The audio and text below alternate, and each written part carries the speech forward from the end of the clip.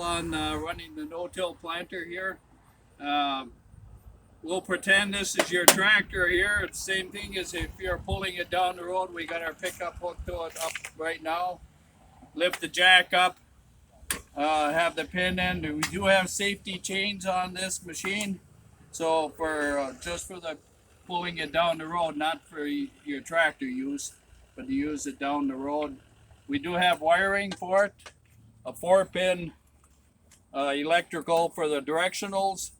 It goes into a 4-pin plug. If you have a 6 or 7, you'll have to get a converter. This is made to run down the road or behind the tractor. That's the only way to move this machine. So we do have the hydraulic hoses here. There's 2 of them. You have to hook up to your tractor. They're just in the off position right now for transport. Same with well, we'll hook up the electrical, but you have this unhooked while you got your tractor on it in field position. We do have regular standard Pioneer couplers on this machine that converts to almost every tractor usage. If you got something different, you'll have to get some conversions or make some kind of adoption to be able to use this machine. Dave, is there a speed that you can go down the highway? 20 miles an hour. This is a farm implement with a slow moving vehicle sign on the back, and you're only legally allowed to go 20 miles an hour. So it's a slow moving vehicle, and the wheels are not, they don't have the bearings for high speed travel besides being a farm implement. So you got to keep her at like 20, 25, no more than that for safe travel. And I usually go with my 4-way flashers on when I'm going down the state roads where there's a lot of traffic in that, to try to give the people a little bit of safety notice ahead that there's an issue with you being so slow. So, and then I try to move off the road all the time that I can to allow the traffic to go by when it backs up a little. Once you get it all hooked up to your tractor, get your hydraulic couplers hooked up, and right now it's in transport position.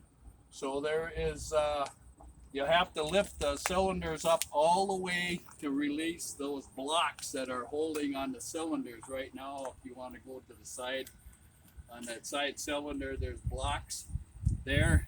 You can unpin them once you take the weight off. It'll lift up a little bit more so you can unpin those blocks. And we can carry those blocks, let's see, up front. Right here, you can take the pin out and put the pin in these holes to carry that block while you're doing your field work. The block is in road transport. You have to take the weight off of these cylinders. So you put that block in, you release the pressure down so that it rests on that block. And then you're in road position, so for safety.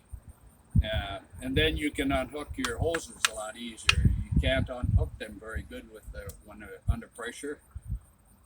So that's the reason for the blocks. And while it's in the road position, there's a hydraulic or a lift clutch here. It's out of position right now. It's the clutch is not engaged when it's way up in the air, and I'll talk about that too when we get around to the other side for engaging the wheel.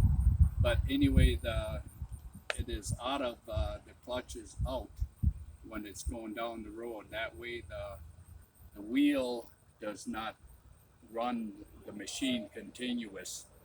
Otherwise, when you drop the machine down into the field position, it engages the clutch to turn the apparatus here to drop the seeds. And it's strictly ground driven, this machine. So when you engage the wheel and you drop the machine into the ground, it turns the apparatus and meters out the seeds and drops them down the tubes into the ground. Dave, do you mind showing us these blocks and how you Yep. take them out? Yep, I'll come on that side.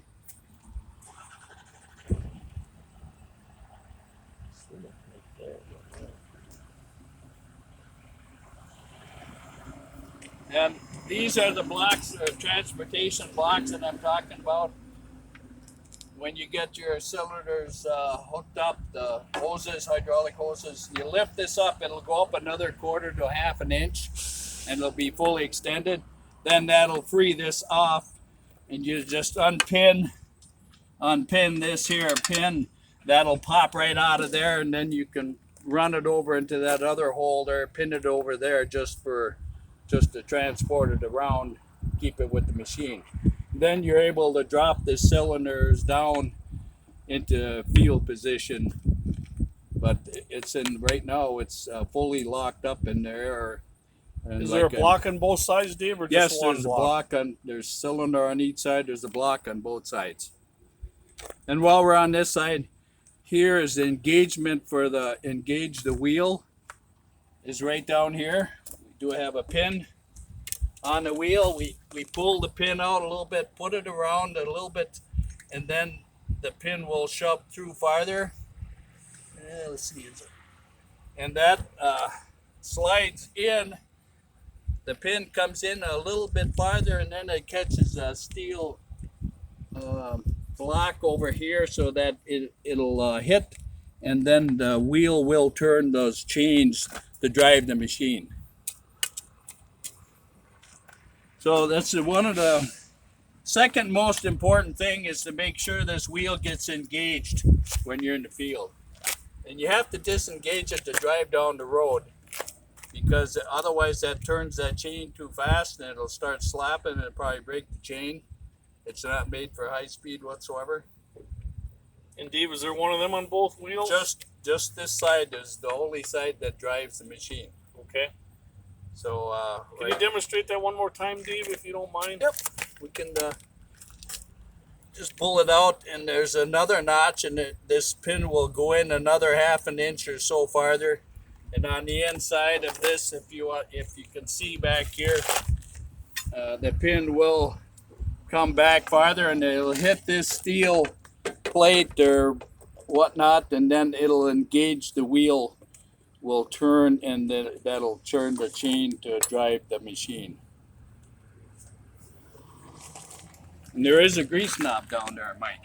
Okay. You see it right there? Oh yeah, I do. That's yeah. one of the points that need to be greased every now and then.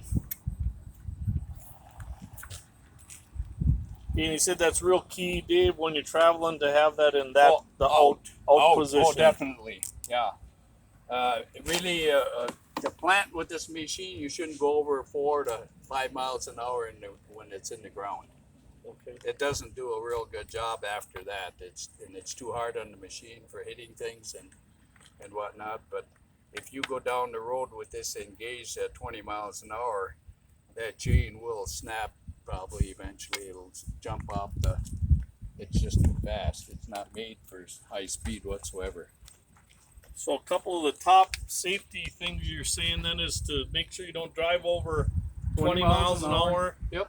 And to make sure that this pin is in the travel position, Yes. we call it, Dave? Disengage when you go down the highway with it. You can, if you're traveling slow from field to field, that's fine to leave it in gear.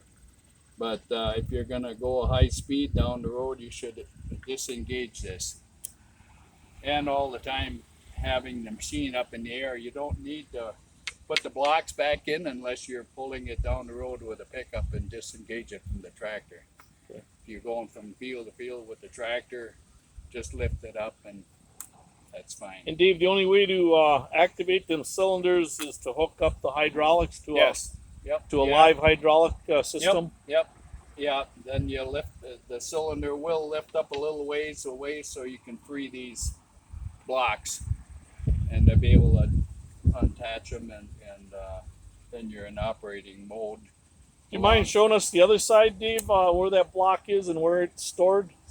Well, it's the same thing. Same. Right here is you can pin it in this hole. Okay. And there's just one pin. Yeah, same, identical on the other side. There's one right on this side of the frame too. Okay. In fact, well, there's two there. I don't know if you can fit both on one side, but. And while we're on this side, you're talking about greasing. We do have on the lift device, we do have a grease knob here and one there on the frame. There's also one on this clutch system back here. There's a grease knob to be greased. And grease knobs on every one of these front cutters in the bottom down here. There's a grease knob on every one of these. Need to be greased every day that you're using it. And let's see. And Dave, who's responsible for greasing it? Is that who's ever The renting it? person that was using it and the last one here did not grease it because I don't see any knobs with grease on. They're all still caked with some dirt and whatnot, so they were not greased. They should be, as instructions that we give to everybody, you're supposed to grease it when you're done. Give it a couple shots of grease on each one of those front cutters. That and the frame grease knobs are, and there's two on that other side, are the only grease knobs we have. Just these front cutter blades, and there's probably 12 of those. The And you back said there was ones- one on this. on that, yeah, down on the drive down there. Okay. One on the other side too, David, or no? No, that should be just an axle. None of these back openers where the seats drop down, they're all seal bearings in there, so there's no grease knobs there. Now, when we get around to the other side, you can, somebody's been, should have this here. Should be latched. And Dave, what are the different compartments all about there? I see 3 different compartments. We got 3 different size seat boxes. This front seat box is mostly used with all small seats. And the middle box was for seats that have like hairy protrusions and hard to plant seeds. We have a stirring device in there. A lot of native grass seeds are used in this middle box.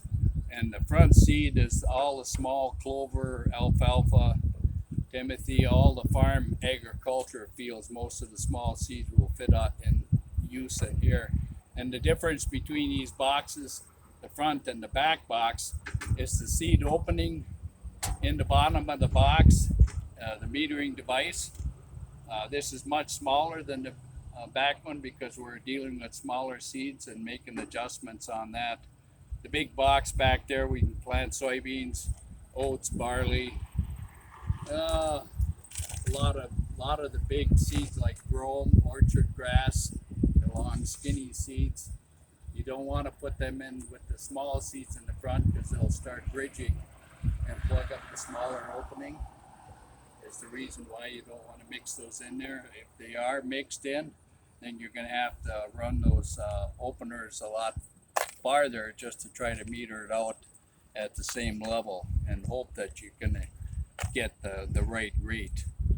Yeah, question for you, Dave. If you had seed in that front one and seed in the back one, Everything works the same. you could seed They at the all same run- time. If I don't know if you'd They ever all- want to. All of these are attached and running all the time.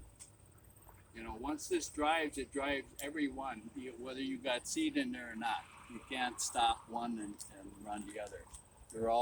Everything runs at one time. So, Would there be any reason, Dave, to have both going, both seeding? yeah, a lot of them do because Okay. up here you put all their small seeds in, and like I was mentioning, the orchard grass, brome grass, they're long, skinny. They look more like oats, and so they'll plant those along with the small alfalfa clover seeds, and you put that in your back box and plant them both so you can plant all your seed at the same time. All right. Thank And, you.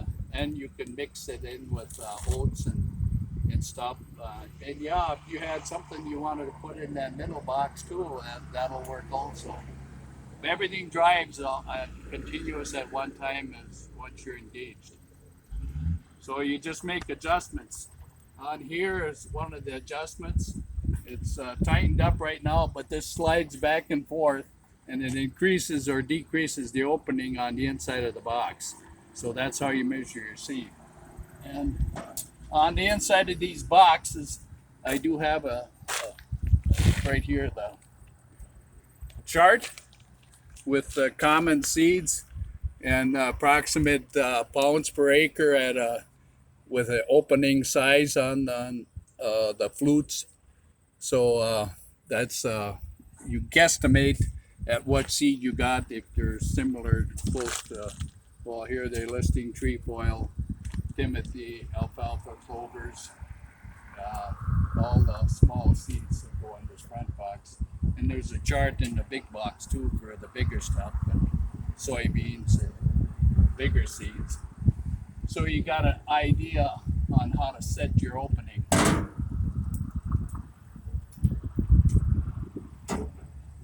And you should keep these covers tightened down when you go down the road so they don't blow open. It's not good when they blow open.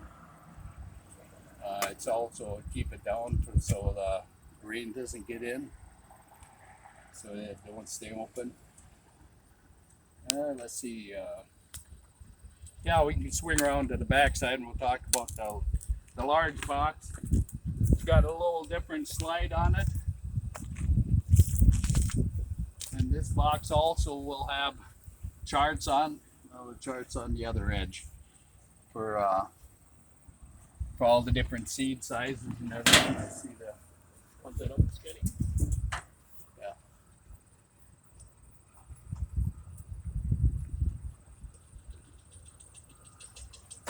Should this one be latched all the time too, David? Yes, they should be always got hold down. And this is an adjustment for the back box. And again, it's on a slide. So it slides back and forth, as you can see right here. See this? Right now, this gear opening is the size. If you looked on the inside of the box, now this is really wide open, so a lot of that whole gear is exposed on the inside, and it'll drop a whole bunch of seeds down. And if you go way down, this will correspond on the left side here. The solid part is probably about 3/8 inch opening right now, and that's what it'll look like on the inside. So when you get that much, well, then on the inside there'll be a gap of this width. So once you drop seed in there, if you want to make an adjustment, you go and look here. It's the exact opposite of what's on the inside. The inside right here, this is solid. And here's the gear part. That's where the seeds drop in between these gears when it's open on the inside. And it'll come down. And you just tighten this up so to keep it in position. Yeah, on this one here, there's seed cleanouts here. They should all be, after you get done, you should drop these here to drop the extra seed out, blow out the compartments or vacuum out the seed boxes so that there's no seed left in it. And they do have drops on the side here. There's a flap in there that you can put up, and that kind of holds back the seed from dropping straight through and bypassing. So then it comes around and then it tips it over and then drops down. So they should all be put back up. You get somebody might not see that, and then as we did when we were at Tim's, they had them all down, and I dropped in a bunch of wheat seed that we were doing on the planting, demonstration planting, and it started running right through. What the heck's wrong here? You know, then finally spotted that them things were all dropped down, so then we put them back up, and then it held the seed back. It won't free float past that gear is the reason for them. They should all be put up. And then when you plant, they're in the up position, Dave? Yes. Or? Yeah. Okay. When you're done and for clean out, then drop them down, then your remaining seed that's sitting on the top of this and underneath that gear will drop down and not be left there. And then you can put it in probably that first notch down. Yeah, that's what's rolling on. And if that doesn't flow fast enough, you can always drop it lower. This one.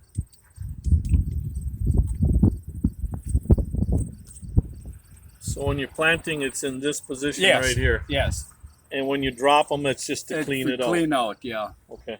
And the thing is, after you clean it out, then they should be put back up. But obviously, they just dropped them to clean out and left them down. So you gotta watch that every now and then. Check that out. Everybody's supposed to clean the machine out when they're done. Okay. And some have not, and we run into problem with seed gumming up in there from moisture. And had that problem again this spring when it rained in between plantings a couple of weeks. It rained and the moisture got to the seed and it started swelling. And then it was a real bear. Like that. Couldn't do the slides, and they had to get in there and pick everything out with a little pick. Turn the shaft, and just keep on sucking some of that crap out, and spend about 2 hours on that just to get it back to running right again. So that's very important to clean out. And Dave, as long as we're back here, can you kind of tell me about the slow-moving sign? And you said you really should have the lights flashing when you go down the highway. yeah, where there's a lot of traffic in that, like I always run it on the state roads, US 2, or even if you're on a busy county road, I run the four-way flashers on my pickup to warn the people that you do have a slow move. Not everybody knows what a slow-moving vehicle sign stands for. Can you point it out, Dave? Yep, right here. So this is totally legal, Dave, to bring down Yes, the highway, though. this is required if you got a farm machinery to have those signs on Okay. to be legal. So that's a required thing, and then you're supposed to stay under the 20 miles an hour max. Sure. Because it's stating that this is a slow-moving vehicle. So yeah. Otherwise, there's wagons and everything else that you can drive faster, but they don't have a slow-moving vehicle sign on. Then they're not supposed to be driving over that speed limit either. Okay. But let's see what else get around to. The other side, like you mentioned before, about those blocks, are the same on this side as the other side on the cylinder. You take that up. There's no drive on this side, so that's all. You just take that one block off. You pretty much, let's see, I covered most everything. Now we do have an acreage meter on this machine, and that's located right over here. And that runs all the time the machine is turning. So this is how we get billed out. We take the numbers down on the meter reading, and when you get done planting with it, you report that meter reading, and then you get billed for the acreage. And it goes by tenths, so you get billed on the acreage after that and the use fee. So that's important to make sure you have that number marked down when you first start. And typically we do give out sheets that has the reporting on it, where you can fill in the blanks and whatnot. Counting sheet, we call it. So other things, when you're planting with this, you should not turn sharp corners with this machine when it's in the ground position down, because it'll start bending a lot of these braces.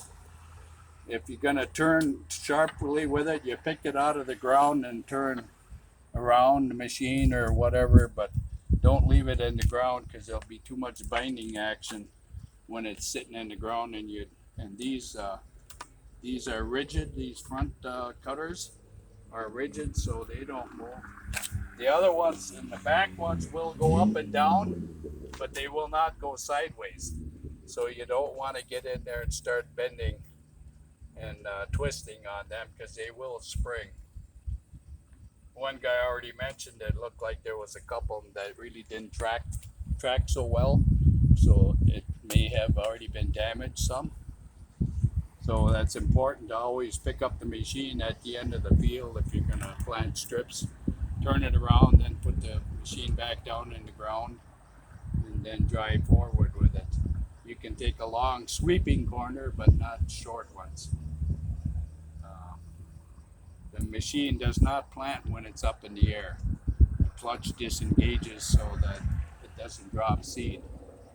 And that's when you lift it up. That's what the clutch was for. So and it pivots on our frame as it's coming up. It'll push the clutch out or in, whichever one whichever way it goes.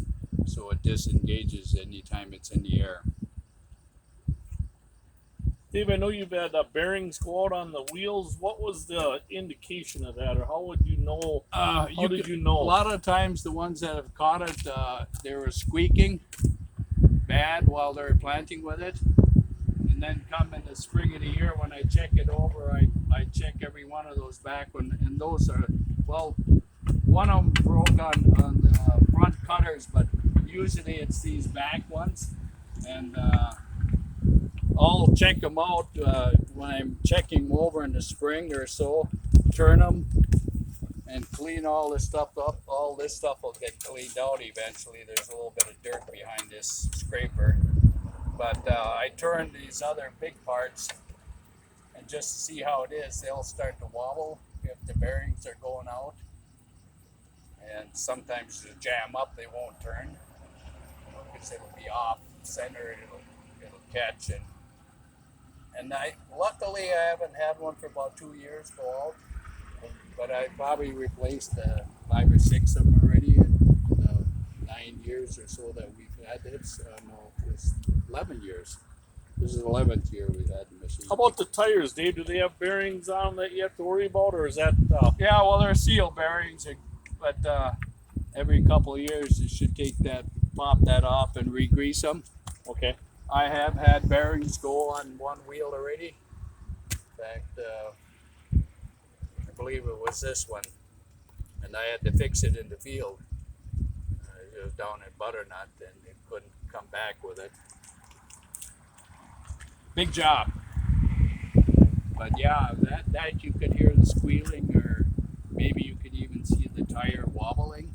When the bearing gets loose, it'll wobble.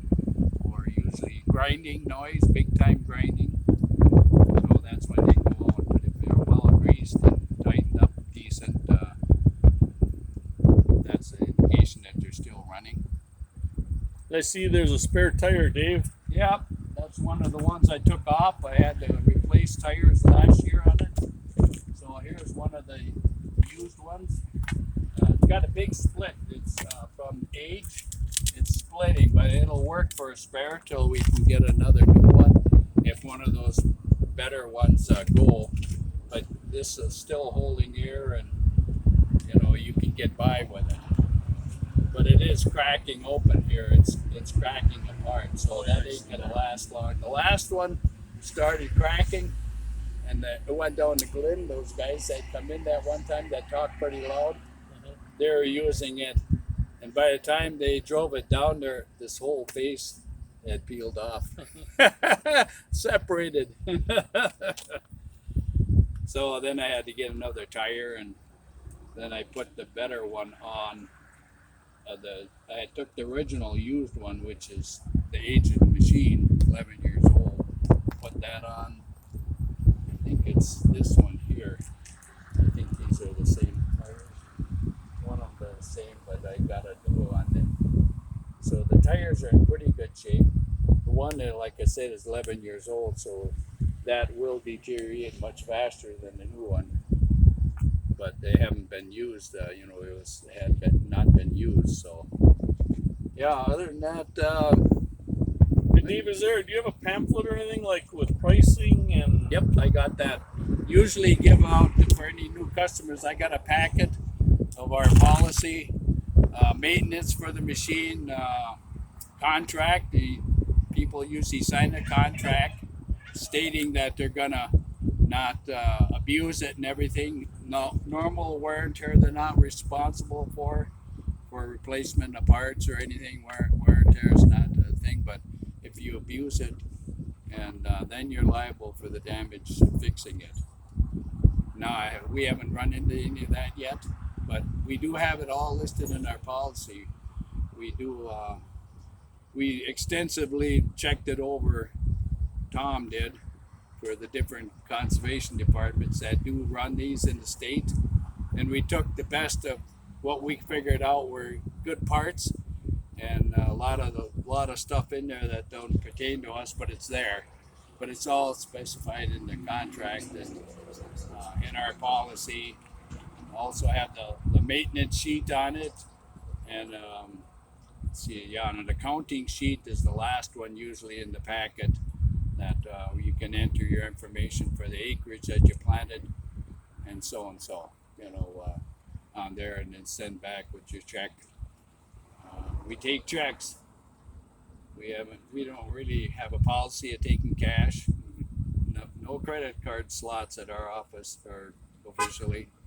So, if you got any other questions, you got a lot of good questions there, Mike. It really helps out on summarizing what we're talking about here. Well, I know you know this thing inside and out. I do, yeah, and you don't, and I don't know a thing about it, so. yeah, and we can cover it a lot easier when you got some questions, for everybody to be able to listen to. Yeah, I'm sure I'm not asking all the questions, Dave, but the ones that I would have had anyways if I was to rent this,